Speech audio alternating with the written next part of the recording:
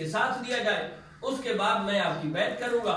مولا مرتضی شیر خدا رضی اللہ تعالی عنہ فرماتے ہیں نہیں، کہ پہلے حکومت مستحکم ہو جائے، اس کے بعد ان سے قصاص لیا جائے گا۔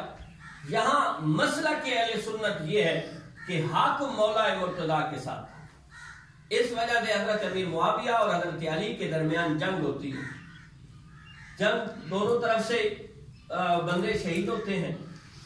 اب ایک بات اور بھی ہے، میں نے شاید آپ کے سامنے رکھی ہو، اسی دور میں حضرت مولا مرتضی کی وہ جو 4 سال اور کچھ مہینے دور حکومت بنتا ہے، دور خلافت بنتا ہے، حکومت نہیں دور خلافت، وہ ختم ہو جاتا ہے۔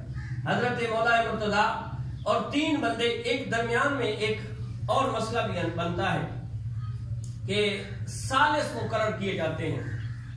ثالث، اب ایک نیا فرقہ پیدا ہو گیا، انہوں نے کہا کہ آپ نے حاکم اور ثالث لوگوں کو مان لیا ہے، نعوذ باللہ من ذالک، حضرت علی بھی کافر ہیں، حضرت امیر معاویہ بھی کافر ہیں۔ ایک تیسرا مکتب فکر نکلا جس کو خارجی بولتے ہیں۔ کون؟ خارجی، جنہوں نے حضرت علی کو بھی چھوڑ دیا اور حضرت امیر معاویہ کو بھی چھوڑ دیا۔ انہی میں سے 3 بندے نکلتے ہیں جو آپس میں ایک مشورہ کرتے ہیں۔ مشورہ کیا ہوتا ہے کہ جناب ایک ہی رات میں حضرت عمر بن عاص جو ایک ثالث کے طور پہ کردار نبھا رہے تھے، حضرت امیر معاویہ جو شام کے گورنر تھے اور اس وقت انہوں نے کلی مختار ہونے کا یعنی بادشاہ ہونے کا اعلان کر دیا تھا، اور مولا مرتضی، ان تینوں بندوں کو ایک ہی رات میں شہید کر دیتے ہیں۔ اچھا، اب وہ نکلے، حضرت علی المرتضی شیر خدا رضی اللہ تعالیٰ عنہ نے دارالحکومت، دارالخلافہ مدینہ منورہ کے بجائے کوفہ منتقل کر دیا۔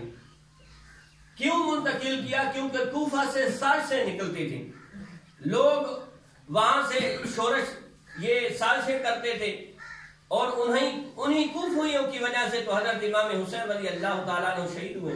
خیر، مولا مرتضی نے اپنا دارالحکومت، دارالخلافہ کوفہ بنا لیا۔